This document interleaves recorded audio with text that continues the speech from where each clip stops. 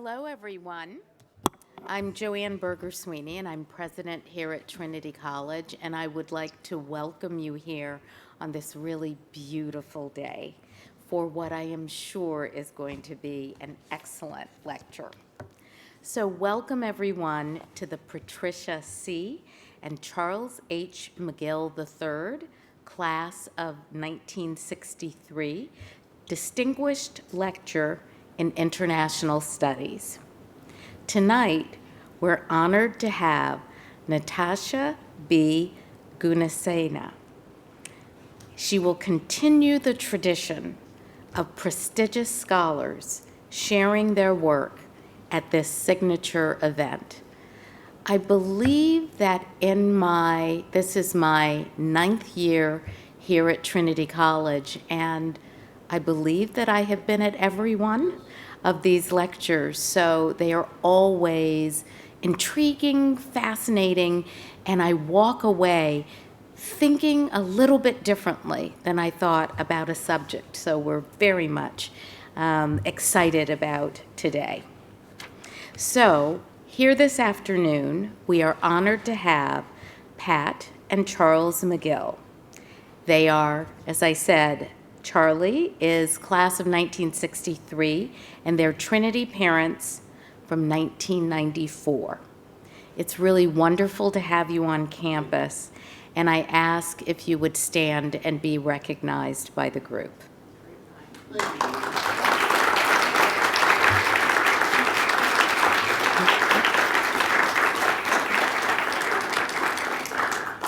Charles and Pat share a passion for international studies, globalization, and the value of intercultural communication and international relations.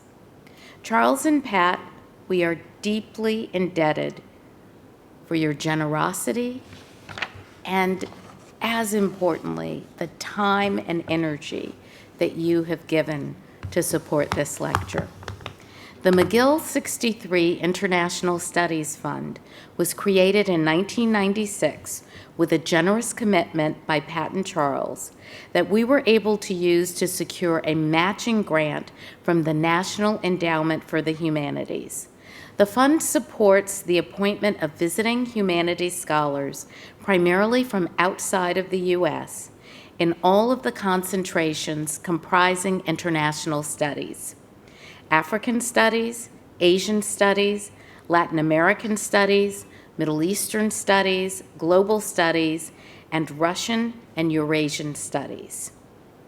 I will now turn it over to Professor of History and International Studies, Zaid Antrim, to introduce our distinguished speaker. Zaid.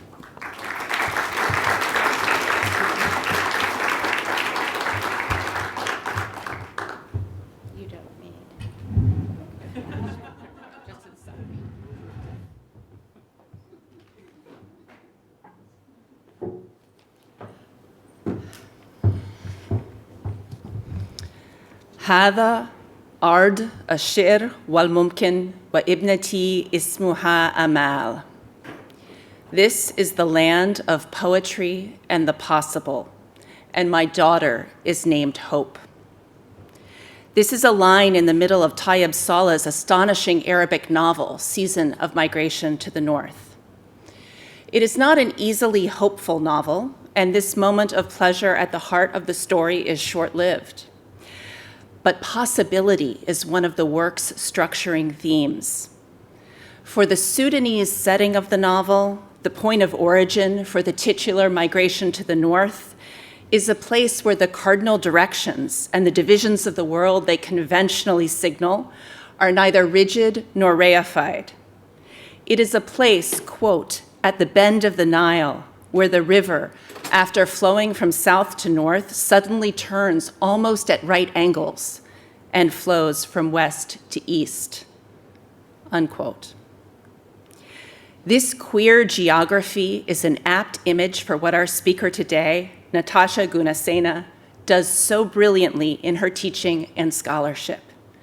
She complicates facile understandings of the divisions of the world, of east and west and north and south, and she speaks writes, and teaches of poetry and possibility. Natasha came to us in the very unhopeful fall of 2020, a visiting professor who helped sustain our program through the first year of the pandemic. Of the many applications we received for the Patricia C. and Charles H. McGill III, class of '63, visiting assistant professor of international studies position later that spring, hers was clearly at the top of the pile, not only for the innovative scholarship she does, but also for the wisdom and generosity that she had already and has continued to show her colleagues and students here at Trinity. Natasha's research is on Afro-Asian diasporic Blackness, queerness, and femininities as circuited through multiple contexts and cultural products. A profoundly interdisciplinary scholar, she pushed the boundaries even of her own interdisciplinary PhD program, African and African Diaspora Studies at the University of Texas, Austin. Her dissertation, for instance, brought together Mira Nair's film Mississippi Masala, Shailja Patel's Migritude, the poetry of Leah Lakshmi Pyapsa Samara Sinha, the music videos of Nicki Minaj, and the 1975 blaxploitation film Cleopatra Jones and the Casino of Gold.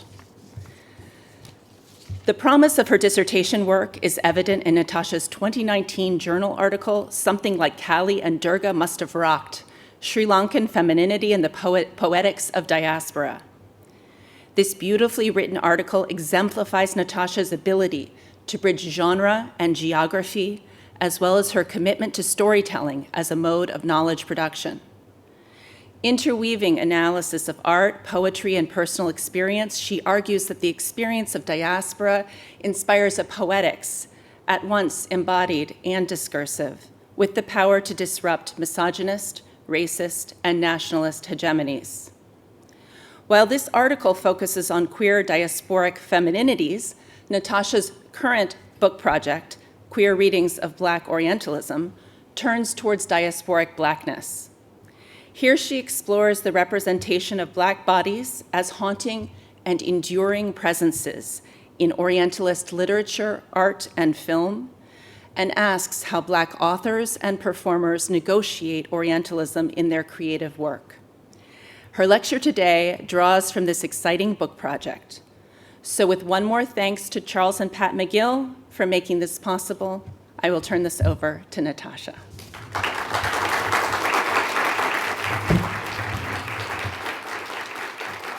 Thank you.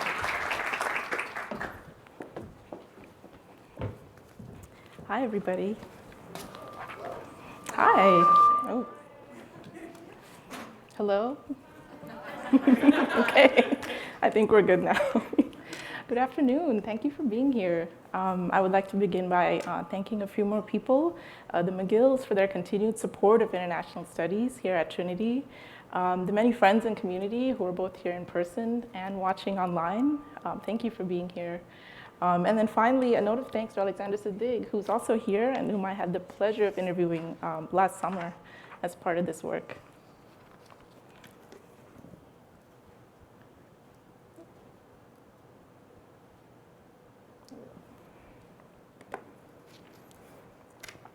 Alexander Siddig isn't a Black man. He's half Sudanese, half English. He's potentially white passing, possibly a foreigner, but not a Black man.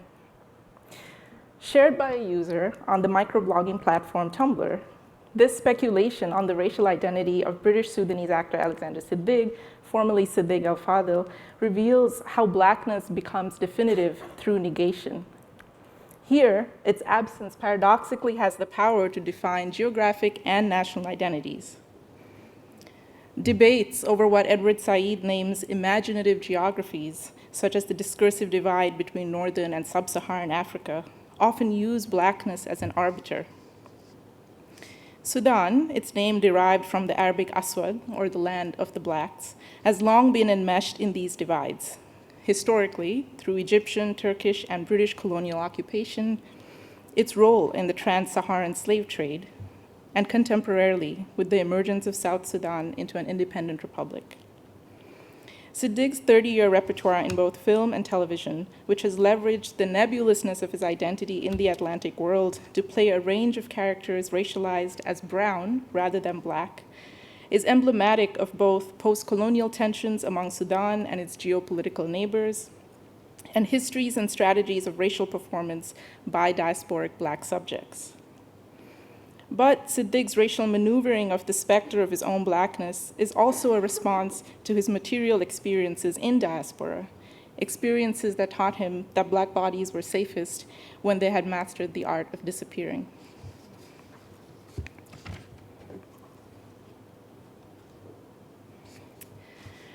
Published in 1966, Tayyib Salih's Mufsim al-Hijra ila al-Shamal has enjoyed a rich life in translation as Season of Migration to the North, a rare feat for Arabic language novels.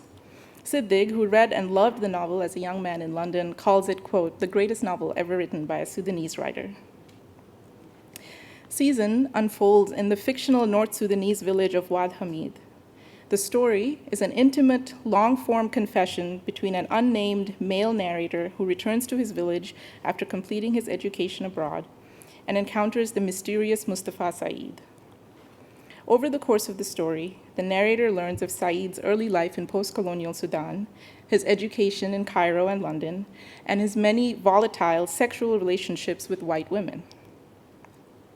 Roughly a third of the way through the novel, Said disappears during a sudden flood that strikes his village, leaving his wife and children in the care of the narrator.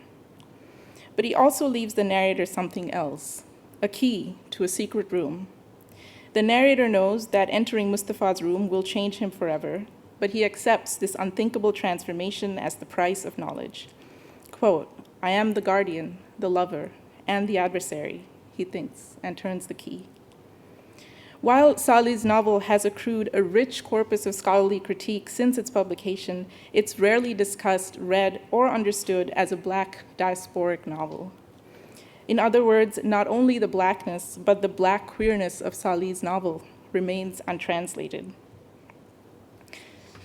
The specter of blackness is a term I use to trace the simultaneously metaphoric and material ways that blackness emerges in Siddig and Salih's work. According to Dominican-American writer Junot Diaz, Western science fiction and fantasy in particular relies on a tradition of abstracting the material histories of Black and indigenous peoples into metaphoric terrain. Quote, if it wasn't for race, X-Men doesn't make sense. If it wasn't for the history of breeding human beings in the New World through chattel slavery, Dune doesn't make sense. We are all of these things, erased and yet without us. We are essential. In what follows, I ask how we might tease out this erased yet essential blackness without denying its simultaneous ghostly and embodied character. In so doing, my readings take up Natasha Tinsley's call to think the Black Atlantic both historically and materially, close quote. To read Black queer longing and embodiment not as liberal markers of identity, but as a praxis of living, adapting, creating, mourning, and moving.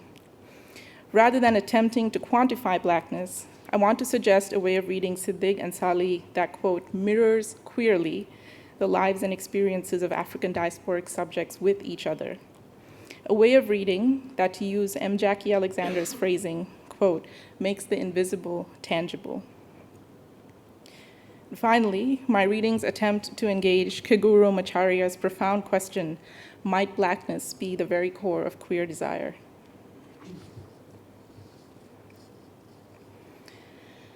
Quote, I remember stuff I couldn't possibly have been told. Siddig reflected on his brief yet richly idyllic childhood in North Sudan. Born in Omdurman in 1965, before he adopted the screen name Alexander Siddig, he was given the name Siddig el-Tahir el-Fadil el-Siddig Abdurrahman Mohammed Ahmed Abdul Karim el-Mahdi. His mother, Gloria Taylor, a worldly and well-traveled Englishwoman, was a house model for Christian Dior, later a theater publicist, rubbing elbows with London's artistic glitterati in the 1970s, and a sister to English actor Malcolm McDowell. His father, Said el-Tahir, a British-educated Sudanese man, was a great-grandson of Mohammed Ahmed Abdul Karim el-Mahdi, who is remembered for leading and winning an armed uprising against British forces in 1881 that freed Sudan from Turkish-Egyptian rule. Did the sound go out? Okay, I'll wait for it to come back. It's back, yay. Although the Mahdi's forces were later defeated in Herbert Kitchener's brutal campaign, the myth of him was so strong that the British were only assured of victory once his tomb had been ransacked and his remains thrown into the Nile. And though they were exiled and imprisoned, the Mahdi's descendants remained influential in shaping national politics well into the 20th century. Siddig's paternal uncle, Sadiq al-Mahdi, served as prime minister when Siddig was born in 1965. His recollections of those brief years in Sudan are both vivid and wistful. Riding a scooter down the street, attempting to mimic the insouciant masculinity of Sudanese youth standing on street corners, accompanying his grandmother, Aisha, to the mosque where she distributed alms. At night, the men would sleep on the roof, under an open sky. Quote, "There was music coming out of some of the rooms, and I would walk into any room I pleased." Like the largely Sufist North Sudan of the 1960s, these recollections shimmer with movement and possibility. But loss and uncertainty also lurked in the wings. Gloria and Tahir's marriage had dissolved shortly after Siddig's birth, with Gloria returning to England expecting to never see her son again. A few years later, mother and son reunited under extraordinary circumstances when Jafar Mohammed al-Nimiri seized power in a military coup, forcing Siddig's father and uncles into prison and exile. Quote, "I remember soldiers coming into the house. I remember standing in a doorway with my cousin, and this big hole appeared in our front wooden gate across the courtyard. I asked, 'What's that?' And he said, 'That's a cannon. We were being searched. The military were looking for us.' I don't remember much of what happened after that." Fearing for his safety, his family put 3-year-old Siddig on a one-way flight to London. He recalls a kindly British flight attendant who kept him company and fed him nougat, a taste he's had a, quote, "fondness for ever since." Upon arrival in London, the same attendant spent several hours searching for Gloria and seeing Siddig safely delivered into her care. London was a totally different world from Sudan's hot weather and open geography, but also from the easy belonging of his early childhood. At his first boarding school, Siddig was one of 2 Black pupils under the rule of a white South African headmaster who, quote, "hated us both." Siddig, who spoke only Arabic when he arrived, noticed how his peers' West African accent set him apart and determined to master English as quickly and thoroughly as possible. Quote, "Obviously, I couldn't do anything about my color, but I could speak like them and eventually speak better than them. Then I vanished. Then I wasn't the focus of people's attention or rude jokes or anything like that." This was the beginning of what he named the Disappearing Act that would paradoxically define his public and social relations for the rest of his life. Or, as he reiterated, "I remember working as hard as I could to learn English so I could fade away." But life in London was not without its pleasures. When he wasn't in school, Siddig accompanied his single mother everywhere, shows, parties, and dinners with actors, writers, models, and fashion designers, white and often queer luminaries like the actor Tim Curry and the novelist Bruce Chatwin, who comprised a subset of intellectual and artistic elite in London in the 1970s and 80s. He would fall asleep under the table at restaurants or in a friend's bedroom during house parties. The glamour and excitement of his and Gloria's life staved off the loneliness of racial alienation, but only to a point.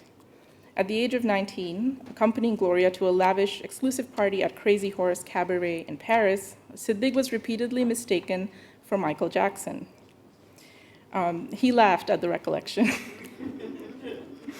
"I had to be Michael Jackson, or else what the hell was I doing there?" Siddig reflected on this brief moment in time when he and Jackson, whom he described as beautiful, shared a complexion. He must have just been sick of being dark, he speculated on Jackson's later controversial body modifications. This flash of relationality he identified between Jackson and himself points to what Paul Gilroy calls a particularly Black Atlantic mode of self-fashioning, where through varying experiences of exile and displacement, Black artists, quote, "repeatedly articulate a desire to escape the restrictive bonds of ethnicity, national identification, and sometimes even race itself." end quote. Both Siddig and Jackson chafed against these restrictive bonds, the latter through cosmetic surgery, and the former through a carefully perfected disappearing act. But in Siddig's case, another mode of self-invention preceded his entry into strategic Orientalism. Before he was Brown, he was Puck.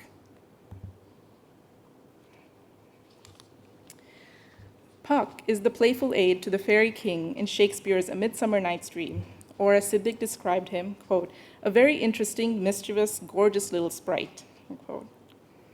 Puck is also a mediator and a messenger, a childlike immortal and shapeshifter stealing moments of mischief while carrying out his master's bidding. Embodying this sprite in a school play at age 13 was a foundational moment in Siddig's self-fashioning. He was drawn to the character's gender fluidity and playful irreverence. In Puck, he located not only a queer affect, but racial strategy. Quote, I loved the fact that he was an independent slave, end quote. For despite being bound in service to the fairy king, Puck enjoys a measure of freedom denied to similar enslaved figures in the Shakespearean canon like Caliban. Moving between the world of fairies and humans, between royalty and peasants, Puck observes the inner workings of power and sexuality in multiple worlds while retaining his own idiosyncratic outlook. Siddig's youthful translation of Puck into an embodied strategy aligns with Black Atlantic intellectual and artistic methodologies developed by Black people in the West who, Gilroy argues, eavesdropped on the arbiters of dominant culture. And this clever transoceanic maneuvering of image and reality was also a feature of elite post-colonial Afro-Arab masculinity. Both Siddig's grandfather, Saeed Abdul Rahman al-Mahdi, and his paternal uncle, Sadiq al-Mahdi, employed an expertise in liminality, strategically emphasizing their proximity to Arabness when necessary, in order to both free Sudan from British, Turkish, and Egyptian colonialism, as well as establish their own basis of political power. In the diaspora, Siddig used theater as an arena of liminality and dissemblance, which enabled him to gain a tenuous foothold amid upper-crust British society. He became Puck, that merry wanderer of the night, and the wanderer also became him, a child out of time and place, ambling freely among rooms filled with music, nibbling nougat on a transoceanic flight, roaming the fields of an English boarding school alone, sucking the nectar from rhododendron petals. And Puck was a crossroads, a gateway that eventually saw Siddig crossing the ocean once again, this time for the United States.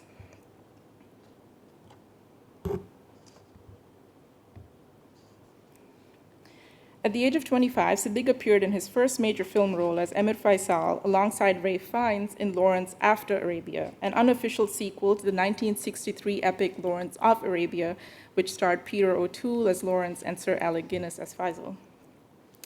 In his role as Faisal, Siddig puckishly embraced the homoerotics of Lawrence's work, producing a performance resonant with queer subterfuge that caught the eye of American producer Rick Berman.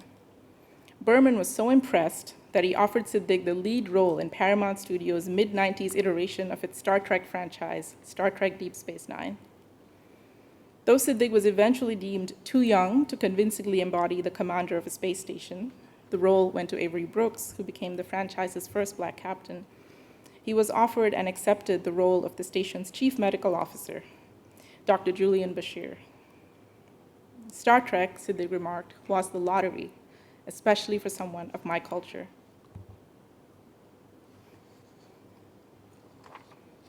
Over 50 years since Gene Roddenberry's brainchild appeared on television screens, the franchise has maintained a reputation, in line with the touted ethos of its fictional universe, of gender and racial diversity among its cast.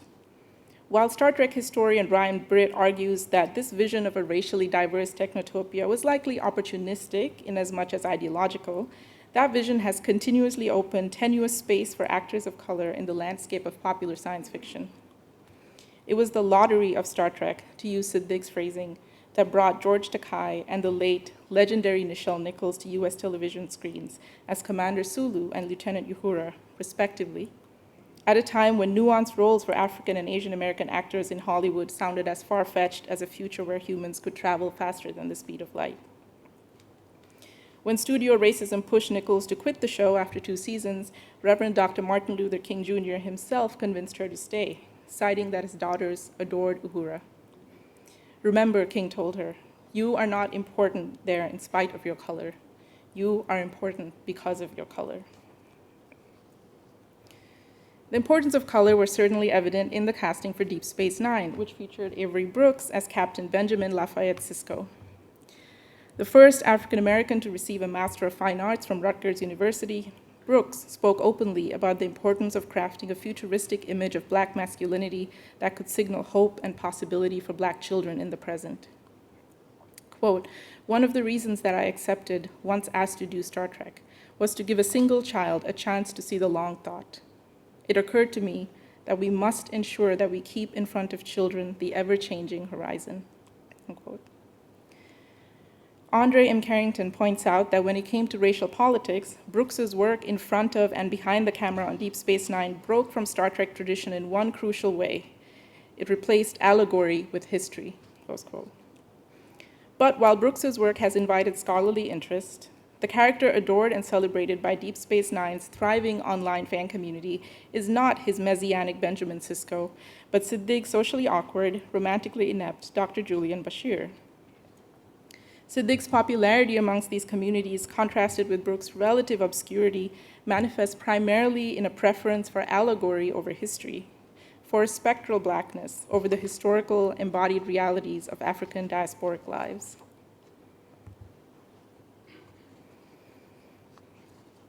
Since the 1960s, each Trek franchise has generated female and queer-identifying fan bases who speculate romantic possibilities between male characters.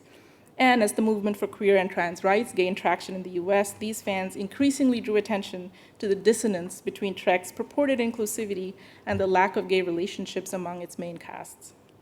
The bulk of Siddig's fan base hails from the Star Trek Deep Space Nine fan community, which has produced and continues to produce a sizable archive of written as well as visual works speculating and developing a relationship between Siddig's character, Julian Bashir, and the character's older male alien friend, Elim Garak, played by Andrew Robinson. Upon first meeting Siddig on set, Robinson was so struck by his youthful beauty that he developed spontaneously a sexual motivation for his character, Garak. The ensuing homoerotic interplay between their characters leaps off screen, and fans took notice.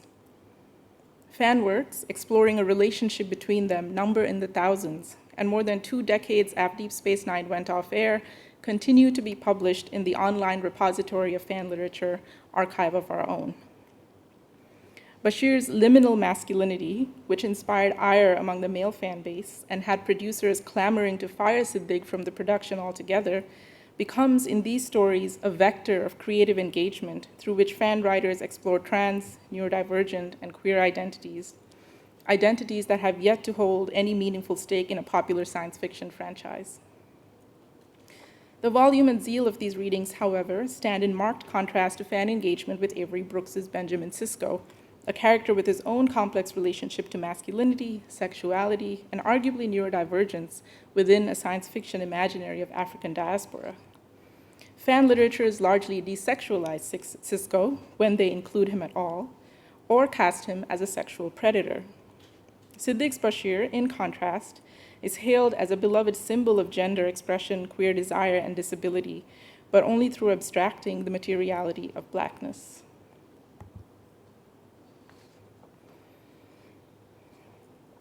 The writing on Deep Space Nine relies on a spectral Blackness when it comes to Bashir, leaving his racial identity ambiguous.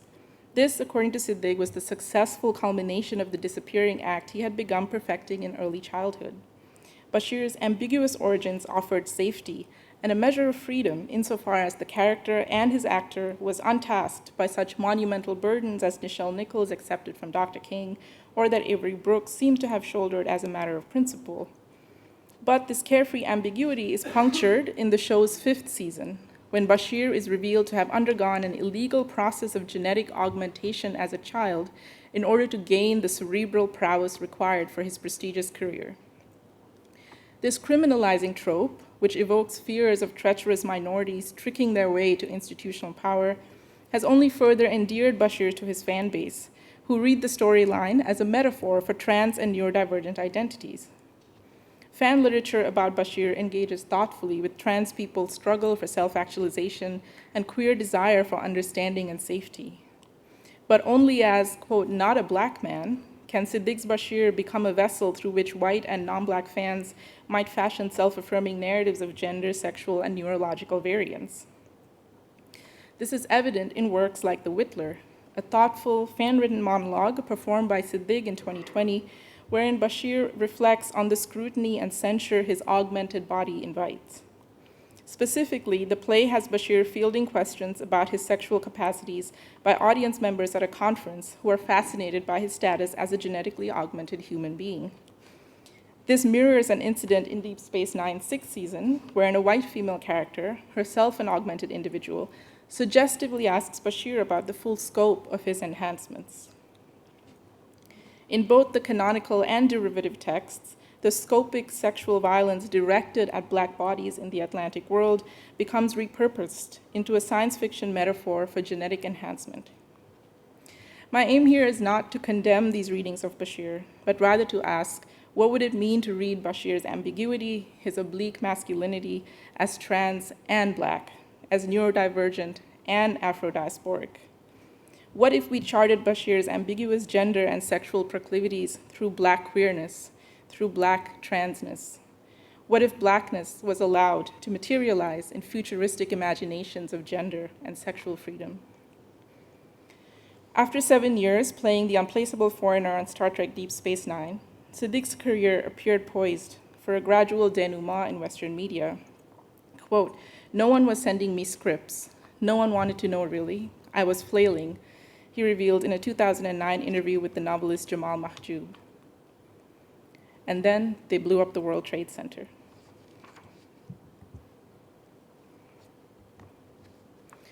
After September 11th and the subsequent US invasions of Afghanistan and Iraq under the banner of ousting Islamic fundamentalism, US and British media clamored for a new enemy who could kill and die on screen. This enemy breathed new life into Siddig's career, and he was soon employed in both Britain and the US.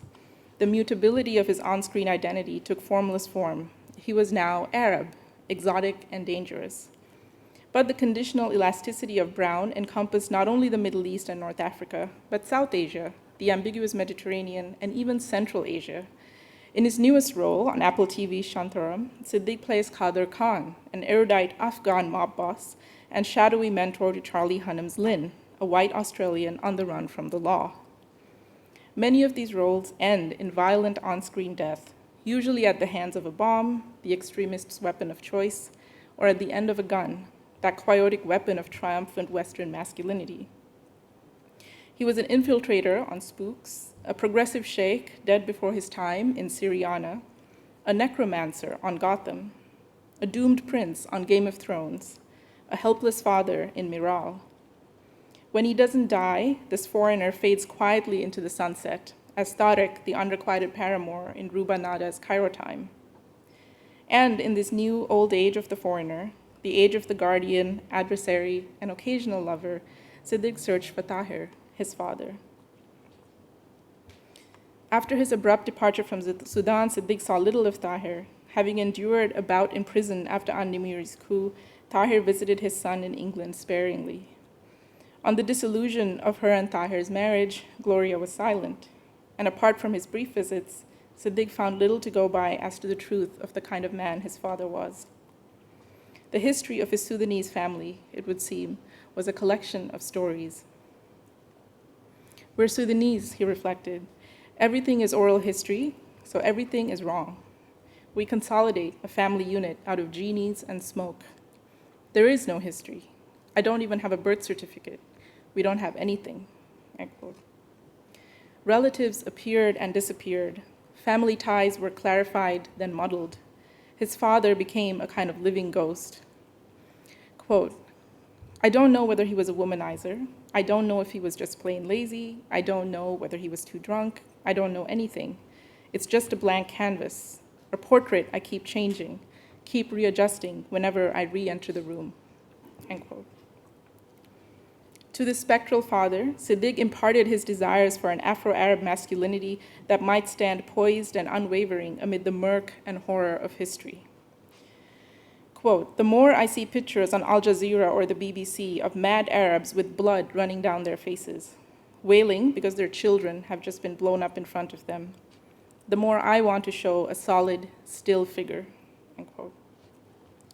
Now, whether such efforts can effectively stem cultural tides of racism and Islamophobia is of course debatable, but it's the desire for likeness underwriting Siddig's self-fashioning that interests me here, and how, through creative embodiment, that desire counters the abstraction of diasporic African lives upon which various Western cultural imaginaries rely, even as that very abstraction has served as Siddig's bread and butter for 30 years. Such embodiment is predicated on balancing the material and the spectral as simultaneously intertwined and distinct. No amount of imaginative work on Siddig's part could change the circumstances defining his relationship to Tahir, nor salvage the mutable history of his Sudanese family, nor bridge the painfully yawning divide between that family, scattered among different parts of the globe, and the English life into which he disappeared. Negotiating a relationship to multiple versions of himself on screen, whether as Puck or Bashir or his own opaque father, might not close what Tinsley names, quote, "the temporal and cultural gap" between his life in the present and the life he may have lived in Sudan, nor the people he might have lived it with. Instead, in the Black queer Atlantic, ghosts take a life of their own, offering a, quote, "capacity to desire beyond the brutality of history," as Tinsley writes. Through this imaginative praxis, this diasporic self-fashioning, Blackness is both disembodied and alive, metaphor and material, invisible yet tangible.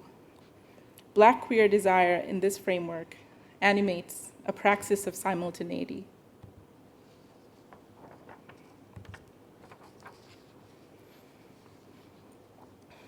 Like Siddig's creative fashioning of ghostly Afro-Arab masculinities, Salih's novel too is haunted by a specter whose life emerges in the cross-currents of the Black Atlantic, Mahmoud Hussein Mattan. Born in what was then British Somaliland in 1923, Mattan was a merchant seaman who eventually settled in Tiger Bay, a port city in Cardiff, Wales, that drew sailors and factory workers from across Britain's colonial holdings in Africa and Asia. While working the docks, Mattan met and fell in love with a white woman, Laura Williams, and the two were married soon after. Their marriage produced 3 children, and Laura would describe these years together as the happiest in her life.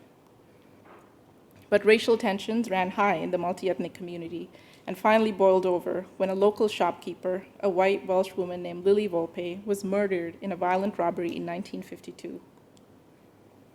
Despite the glaring absence of both forensic and eyewitness evidence, local police pursued Mattan as a suspect and brought him to trial. Without notice to his family, he was put to death shortly after, the last person in Cardiff to die by hanging.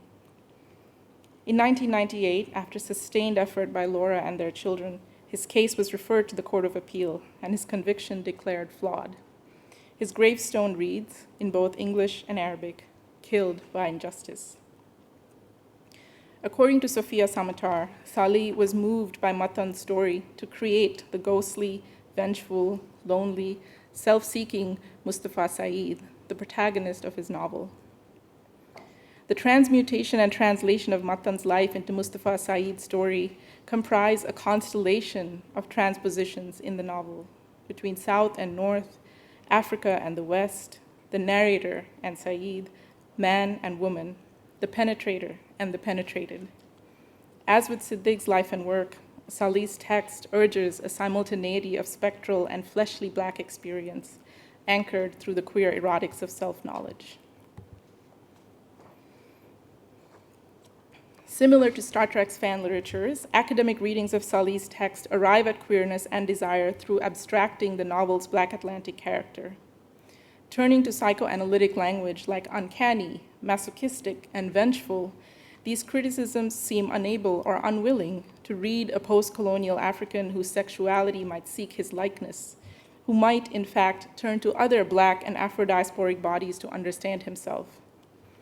How might Salih's text read if we engaged it through queer Black diasporic theory, like the work of Afro-Brazilian scholar Dora Santana, who argues transnationally for, quote, embodied theorizing on Black trans subjectivity? Or the work of Matt Richardson, who writes that, quote, for Black people to claim gender at all is brave, given the array of violences enacted physically and epistemologically to strip us from gendered being. Salih's novel, too, is frequently preoccupied with this array of violences. Slave girls, clitoridectomies, coerced marriages, and racist fantasies form the matrix of colonial modernity against which his characters struggle and chafe. But Salih also offers a glimpse of other gendered and erotic possibilities. When one night outside Omdurman, the narrator becomes part of a caravan in the middle of the desert. Quote, we formed ourselves into a large circle into which some of the younger men entered and danced in the manner of girls. The men imitated the loud, trilling cries women utter at festivities. A vast concourse of people gathered. Actual women entered the circle. Had you seen them by day, you would not have given them a second glance, but at that time and place, they were beautiful. One of the travelers produced 2 crates of beer, which he distributed around as he called out, to the good health of the Sudan, to the good health of the Sudan. The night and the desert resounding with the echoes of a great feast, as though we were some tribe of genies, end quote. Distinctions between the dancing men, the men imitating women, and actual women in this passage fade before the transformative power Salih gives to the moving, joyous Sudanese body. Within the circle of light and music, men dance into women, men become women, gender is formed and dissolved and formed again.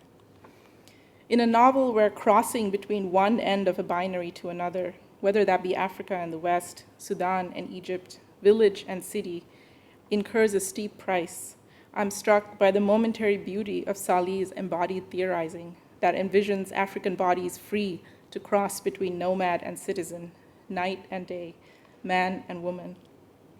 And within this circle that he imagines, within this caravan of dancing, ululating, feasting, and transing bodies, simultaneously fantastical and material, specter and flesh, freedom for Sudan becomes embodied, literally, in the freedom to move in and out of gendered being.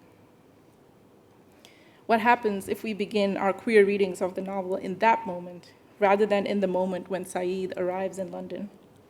What if we located Saeed and the narrator within queer Africana praxis rather than Freudian psychopathology?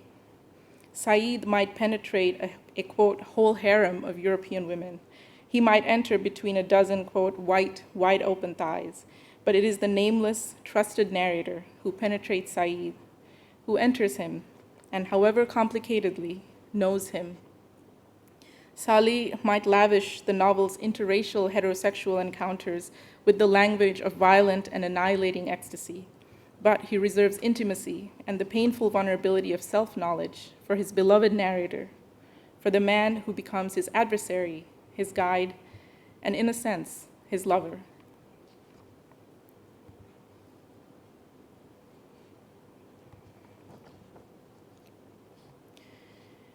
In a way, I find I lived that book, Siddig reflected. It's so timeless. It has this sense of almost fantasy in how time is so liquid. He gushed about the novel to a relative who happened to have a connection to Salih, and soon after, a copy of the novel arrived in the mail, addressed to Siddig by Salih himself. The relationships between Siddig and Salih's text, between Mattan and Saeed and Salih, between Sudan, Somalia, and Britain, between science fiction and African diasporic temporality, and between the waters of the Nile and the Atlantic. The relationships, in other words, between what Momtaza Mehri calls the, quote, marooned miscellany, end quote, of diasporic Blackness, do not originate nor end in the Black Atlantic. Instead, what the Black queer Atlantic might offer us here is a wash of clarity, a way of looking and reading that, like the surface of water, shimmers with both the ghostly and the material. Alexander Siddig is an invention of mine, but he's not a character. I am him to a lot of people, just as I am Siddig al-Fadil to myself, close quote. The former, Siddig noted, interacts with the public world of film, television, and fan bases, while Siddig al-Fadil remains hidden, mercurial and private, reserving, as he says, quote, the right to change my mind, to look for the open window in every room, end quote. The truth of identity is in fiction, in invention, in genies and smoke. Like Mustafa Saeed, Alexander Siddig is a fiction, a puckish figure, a prince, a terrorist, a not-so-human human doctor, strategically and diasporically insidious and ambiguous. But so too might Siddig al-Fadil, whose life history is marked by stories, silences, and self-portraits, be a kind of invention. The scholars who read the fantastical in Salih's novel as narcissistic, as sadistic, as haunted, are not wrong, and neither are the fans who read Siddig as not a black man. These readings are not flawed so much as incomplete. They conflate the strategy with the actuality. They take Puck at face value when Puck, like the slave, is an invention. When asked about Bashir's enduring popularity among fans, Siddig remarked, quote, I never forgot who Bashir was. In fact, he's kind of been in a load of different characters I've played since. You just wouldn't know unless you were looking for it. There's an element of him that's always going to be a part of me, end quote. Like Mustafa Saeed and his narrator, Siddig's performances through the years have engaged their own erotics of self-knowledge, plunged into their own transoceanic histories that disappear, reappear, then vanish again. At a recent meeting with fans, he once more fielded questions about his time on Star Trek, and specifically the varied registers of queerness and neurodivergence, but not race, that they continue parsing through his alter ego. About the ghostly yet embodied Julian Bashir, Siddig answered, I loved him. I played him like I loved him. Thank you.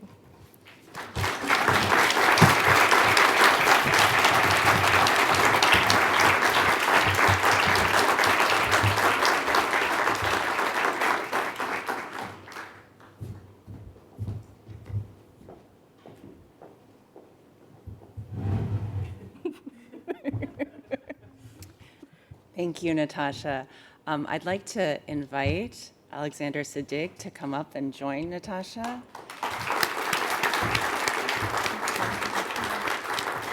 Amazing. Oh, thank you. I feel like I just went to my own funeral and heard everything they said. Oh, thank you very much. Thank you for your welcome. So we have some time for questions, and I think we're just going to go. Yes, we did live stream this, but we're going to stick with question answer in the room today. But before we open it up, and while you're kind of percolating, thinking through your questions, I just wanted to ask Siddig if you would mind reflecting a little bit on anything that Natasha said today that you, I don't know, that you wanted to add something more about. And in particular, I was thinking about this kind of interplay between the material and the metaphorical, or what you call the disappearing act, and the solid. Yeah. Well, I think that from my own personal point of view, it was quite a thing to sit through. But from my own point of view, Natasha was absolutely right. And we met twice in a coffee shop in Northampton in Massachusetts, blessed with good weather. And I remember distinctly trying to escape my body, the opinion that people had of me, because growing up in the UK in the 1970s and late 60s, there weren't many people who weren't white. And I don't really like traducing it to that level. There's two colors, white and black. And I remember forming the impression that I could disappear. Whereas Henry, my friend, was beaten by the headmaster every morning with a cane for peeing in his bed. And so every night, knowing he'd get beaten for peeing in his bed, it wasn't for peeing in his bed, it was for being black, I think. although he never explicitly said that to me, the headmaster. When I learnt English to the point that I spoke more posh sounding than anybody else, for want of a better way of putting it. I had a bit slightly more elastic grammar than the average 11-year-old. They just stopped noticing me as one thing or the other, and that's pretty much continued all my life. And I have a feeling of openness towards all kinds of sexualities, all kinds of identities. I'm loath to fall into one box or another, and I think that's allowed me to survive, that ability to just float on top of the water rather than sink below the waves. And I'm an outsider. So I'm, my mother's white and British, and my father's black and African, and I belong to neither. I don't feel that I don't feel fraternal among people Africans, and I certainly don't feel British among British. But I was used like a kind of plaything in a swimming pool for a while when I was about 19, 20, thrown around the pool at different dinner parties, and so I identified with Taib's novel because some white girls really enjoyed that. But I remember being told by one particular girl in Chelsea that we love having you at dinner, she said, because it's so exotic to have a black person, and you're the only one we know, and it's just so exciting. And there was no violence in that phrase. There was genuine, youthful exuberance. It wasn't I didn't feel attacked in any sense. I just felt sort of pointless. I think I've answered that in a very long-winded way. It's like a set of lines straight out of Season of Migration. Of Migration to the North, exactly, absolutely. Exactly. Absolutely. Thank you. All right, I think we have some microphones floating around, so if you just raise your hand, I'll call on you and we'll get the mic brought to you. Any thoughts, any questions? It's going to take some courage being the first person. So I see one right over here, yes. Hi, thank you.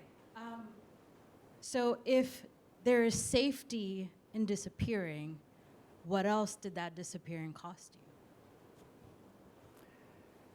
I don't know whether I should answer that or Natasha.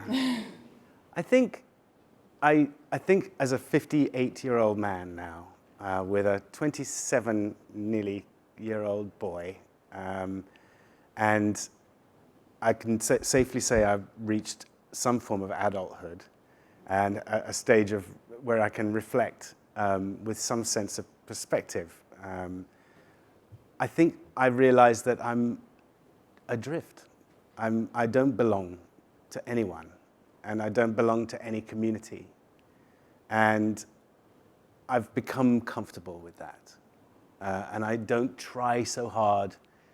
You know that thing when you come among a group of people you're not familiar with, but you understand about them, you start to be like them, talk like them, adopt their sort of their vernacular. I don't do that. I'm vibrating all over the place, by the way. If the microphone can hear that, someone's ringing me and I am just vibrating.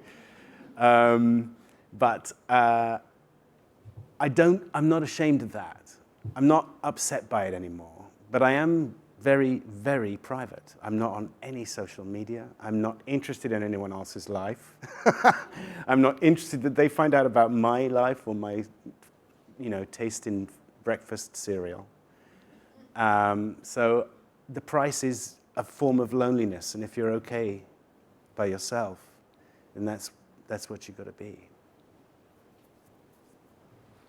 Yes, please, Charles. This may be an unfair question, but as I look at the headline up there, there's two people there. And my question is, which do you prefer? If I have to choose one of them, then it's like those questions that when you were remember in the playground. It's like, who's going to survive, your mum or your dad, when the guys come? Yeah,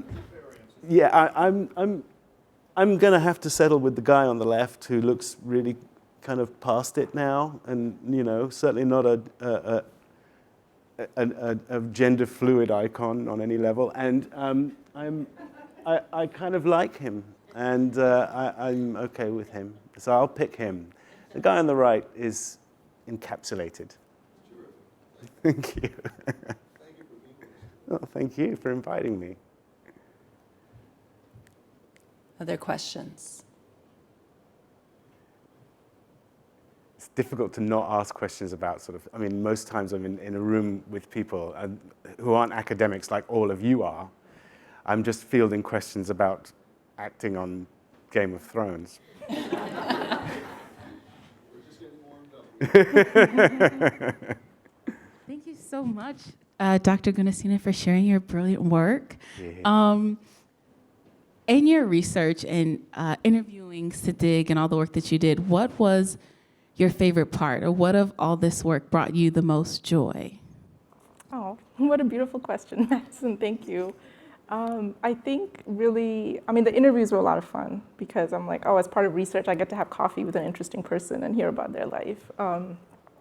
But also working with Siddig's voice to write the piece was a really joyful experience because it felt like I never felt like I was alone in the room when I was writing. There were all these voices, his voice, the voice of the novel, and kind of all those echoing ghostly voices that were with me when I was writing. And so I've said this to other people, it was a chapter that sort of wrote itself. I started kind of transcribing our interview and then started writing, and then I think like 2 months later I had this full-fledged chapter. And so I think the opportunity to work with a lot of academics, usually the subjects we work with, unfortunately, are dead or unavailable to us, particularly in Black studies, in various ways. So it was a real privilege to be able to like get somebody's living perspective in that way and try and translate that into an academic piece, but to keep the voice intact, because I never wanted I didn't want it to sound voyeuristic, like putting quotes in there and me kind of approaching it as an analytical academic. I wanted it to sound like a multivocal piece where Siddig was theorizing alongside me as I'm theorizing the piece, and Salih is theorizing through his work. And so doing that and being able to do that was really joyful. I felt it was I haven't been to many lectures, and if you don't mind me interjecting, but I thought that was just such an original way to deliver a lecture. I think it's just left field, abstract, wonderful, approachable way, even though I was the subject of it in some sense. But I'm amazed by your originality, and I thought it was an incredibly brave way to do that, because faced with these hallowed halls and the halls of academia all over the world, there will be a lot of cocked heads. Very brave.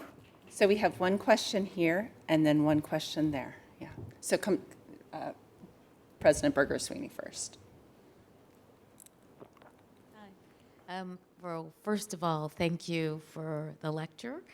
And my question to you is, why did you choose Siddig as your subject, and why did you say yes when she said she wanted to interview you?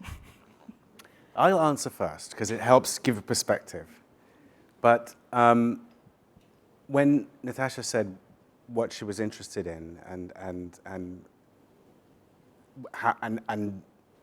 whether or not I was available to get involved, I was really interested to hear an academic take on what was going on. And I'm really also kind of interested from a vain point of view of stamp of authority on another colored person in the world being discussed and in the ivory towers. And it's very interesting to me to normalize us, all these funny-looking people around the world, who have been put into different societies among fish that they don't recognize them and who they don't recognize. And the more we can do that, especially through voices as esteemed as Natasha's, the easier life, I believe, will be for us, perhaps a little bit idealistically, but I think that's a good thing. How it happened was, it was sort of spontaneous. So in 2021, me and my partner, like a lot of people, were binge watching a lot of TV.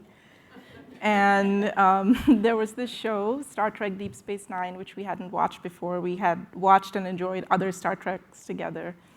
And Deep Space Nine was the first Star Trek to have a black character as the lead. So we thought, okay, we have this time, let's watch this show. And we did, and we loved it. And we remember that the moment that Siddig's character appeared on the TV, and we were like, oh, like, where's he from? And I was like, I think he's Arab. And my partner said, I think he's black. And so we had to pause the episode and go on Google to settle the debate. And they went on Google and they were like, oh my gosh, look at this. Like, his family's from Sudan and they're really important. And so we kind of had to stop the episode and delve into his family a little bit. And I grew up in Dubai, which is a sort of crossroads between Africa and Asia. So I grew up around Sudanese people, North African people. One of my best friends was from Sudan. And so it was like a context that was familiar to me in that way. And I was just interested, and I started looking at what else Siddig has been in. And it was fascinating to find out that he's played all these South Asian, Arab characters. And I was like, this is amazing. This is like a fantastic scam, but like one that works because like it's sustained a career. And like I was just really interested in the maneuvering of that and what it took and the choices made around that maneuvering. And when I was looking him up, I noticed that he seemed very open to talking to people. He'd given interviews and had talked to members of his fan base. So I thought, well, what if he'd be willing to talk to me? And I reached out through his fan club manager, and he was. It was sort of a lark, because I was like, well, there's enough interview material out there for me to sort of craft an analysis, but it would be really great to ask him some particular questions, because the one thing that I had seen nobody ask him was about race and blackness and the African diaspora. So it worked out really well. Great, thank you. There's a question right, if you could, in a white jacket, right here. Hi, thank you so much to both of you. I think I tried to take one of your classes as a freshman, Dr. Gunasena, and I don't think scheduling it worked out, so I hope you're here next year. But I just wanted to thank you both. It's so wonderful that you're here to be here as well. I think this topic, as so many people have already said, is so personal and quite exciting to kind of be in academic discussion. Not only does it kind of like complicate or highlight the complexities and how much work could be done to explore, but it's also deeply personal. And ironically, I grew up in Emerson, Northampton, and I don't know if either of you know too much about the wonderful area that is my home, but I am one of many racially ambiguous people who had the pleasure of growing up there. So I think it's wonderful to hear such a relatable story, but I guess my question is, if you have an answer, what are you doing now to maybe like contextualize to modern day? Because I totally respect the answer of, you know, I'm kind of vibrating all over the place, or I'm okay maybe being more lonely, but I wonder what an alternative could be. And of course, you know, people my age, not necessarily me, are on social media having discussion about queerness and all these things, but yeah, I guess I'm curious, what are you doing now, Dr. Gunasena, to bring it to the present, if that makes sense? Thank you.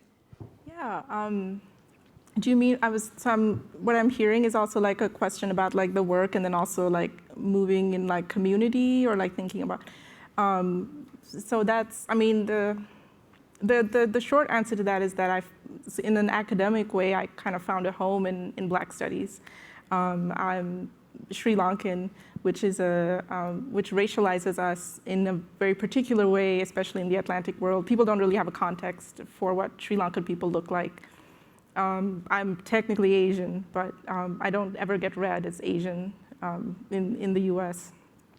And even if I did, Asian is not an identity that I would feel particularly wedded to, because Sri Lanka is pretty marginalized in terms of the Asian continent, Asia in general, and is a place where a lot of people, because we're an island, had a lot of people historically coming from different places, and produced a lot of what we would understand as racial mixing. And people there are grouped by ethnicity rather than race. And within the same ethnicity, you would see a variety of skin color and phenotype within that. So when I came to the US and I was trying to understand these issues of identity and belonging in academia, really the discipline that really had an answer for a lot of those questions was Black Studies, which helped understand the ways that the transatlantic slave trade really kind of shaped not just the Atlantic world, but the entire world in terms of how we see ourselves as racialized people and the kinds of scripts that we play into or that other people put us into. I'm fortunate to say that I don't feel lonely, and that I actually feel really supported by a really vibrant community of people from different parts of the world and with different experiences. And I think how I would suggest doing it as a praxis is to just be humble and ask questions. And that's sort of what I try to do. Is I still have a lot to learn about, the history of the Atlantic world. I don't consider myself an expert on any means. I'm always learning from people. And in leaving yourself open to learning from people, you invite, I think, a lot of beauty and richness into your life. Does that answer your question? Other questions? We've got one right here. Yeah, please.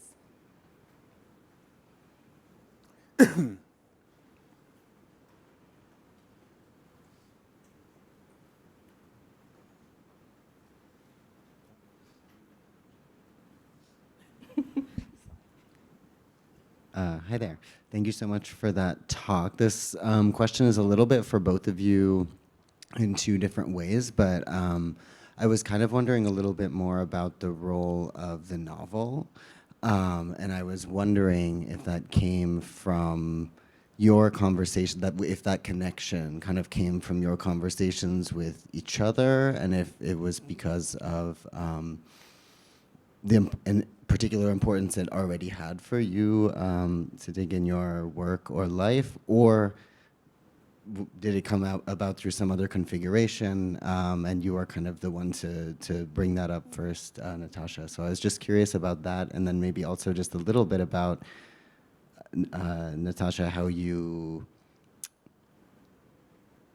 came up with the idea of sort of pairing, like really kind of pairing ideas that came up in literature and showing how concretely they relate to someone's, material life and the career that they were able to have. And just, yeah, that's a very unusual move, even in interdisciplinary studies, going along with Zaid's introduction. So yeah, both of those questions. So actually, I thought of pairing them together because of something that Siddig had said in a different interview. So prior to interviewing him, I watched a bunch of other interviews that he's done to sort of craft my own questions. And in one of them, and I sort of really paid attention to whenever he talked about, Sudan and like its identity, which wasn't very often because of the questions that he was getting.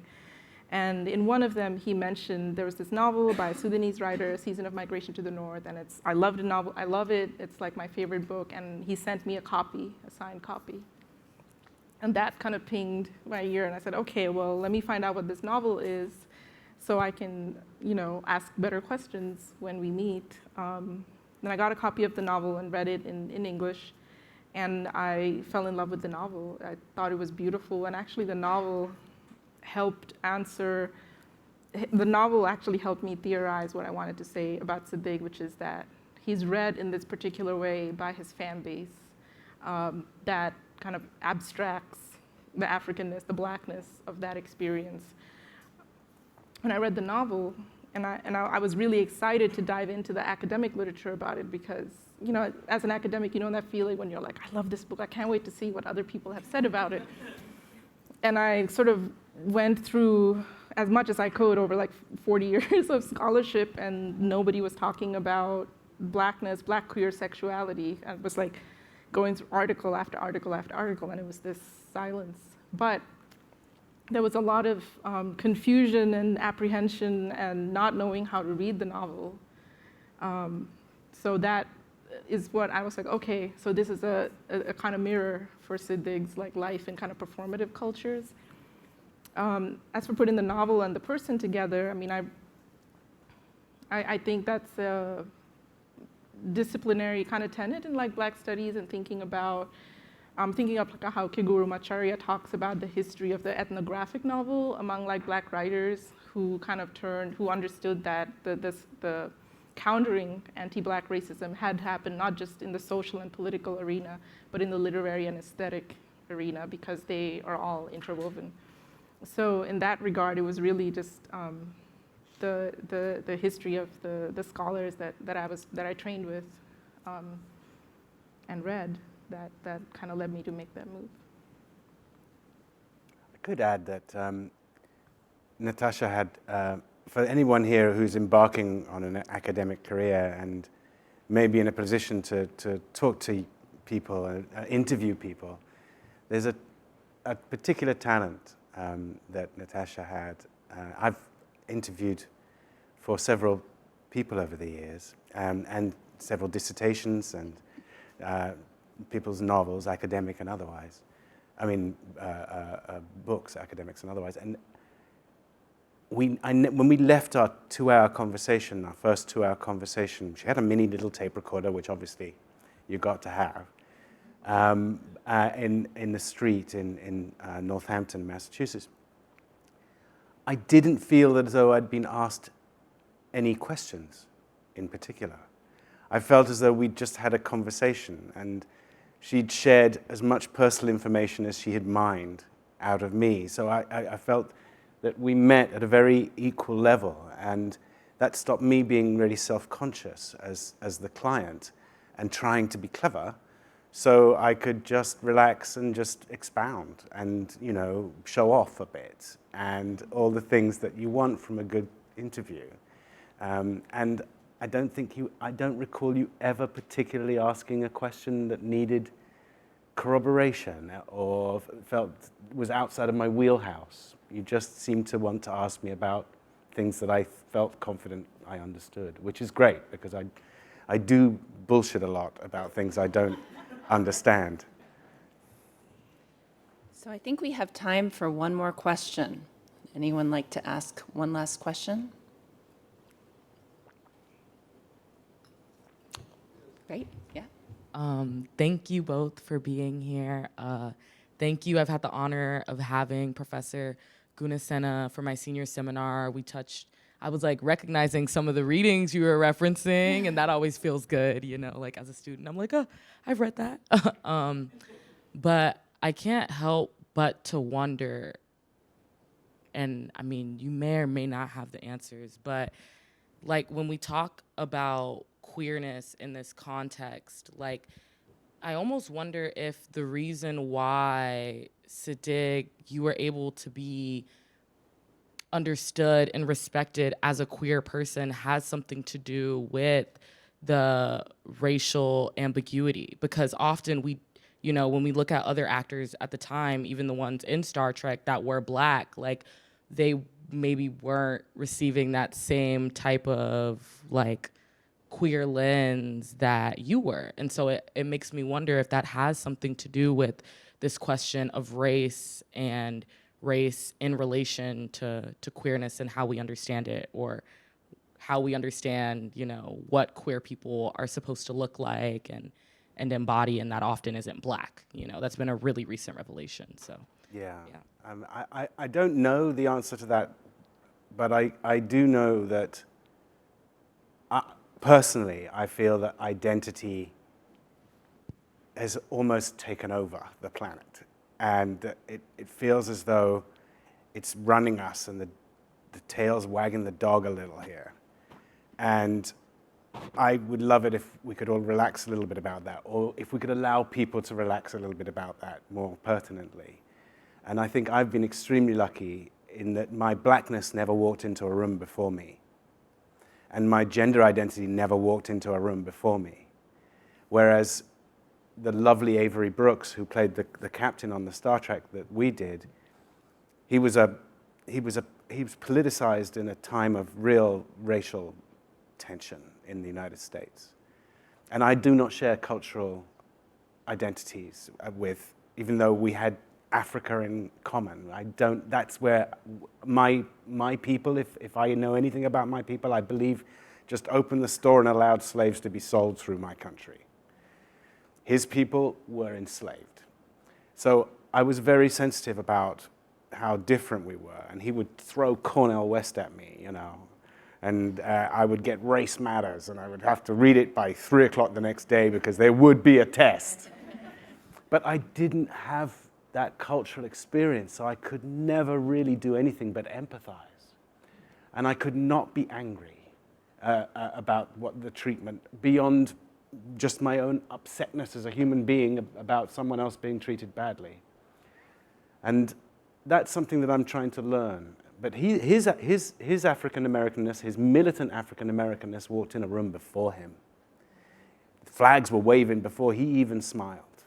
You knew he was gonna, you knew where he was coming from.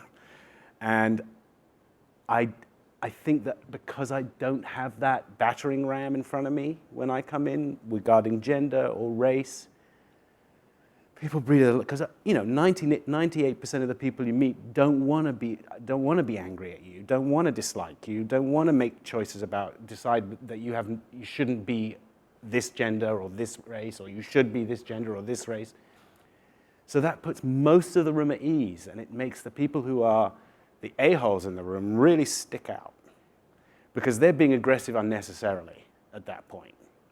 So I'm very lucky, and I kind of double answering to your early question as well. I'm very, very fortunate to be really vague, you know, where I am, and then people don't care who I am, and then I'm happy and I'm safe. But once they care, and then obviously you're seeing the kind of polarized world we're living in today, which is not run by ideology. It's run by identity at the moment. You know, someone's picking first base, so someone's going to pick third. I'm going to be black, so I'm going to be white.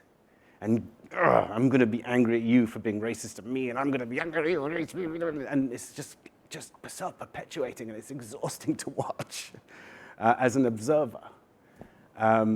So I don't know why I went into all that diatribe. But anyway, you got a little bit of other personal politics of mine. But yes, is the answer.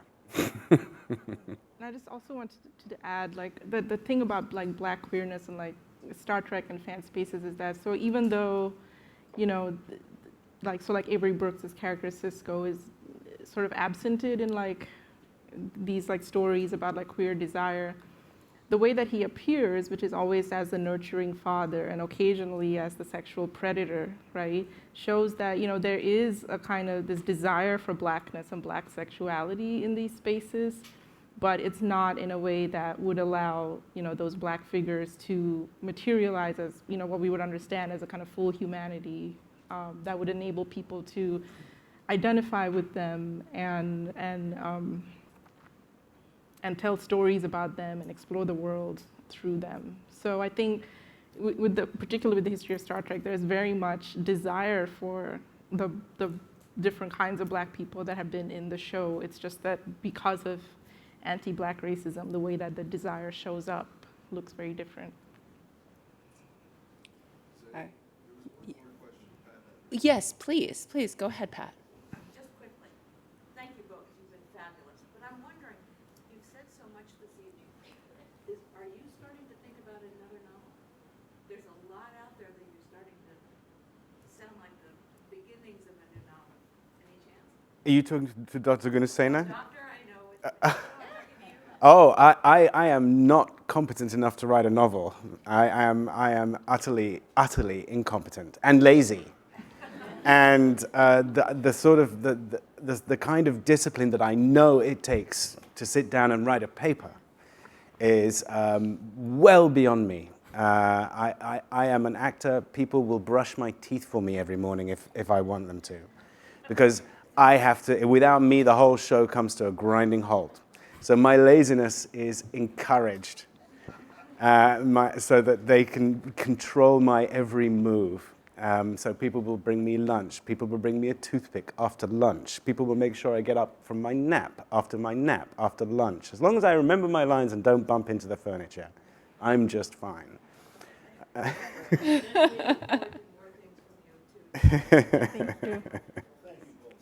Thank you. Yes, thank you so much to Natasha Gunasena and to Alexander Siddig for being here. And let's give Pat and Charles one more round of applause. And we have a reception right behind the seats here, starting now, and more conversation to be had with Natasha and Siddig. Absolutely. Thanks, guys. Well done, Natasha.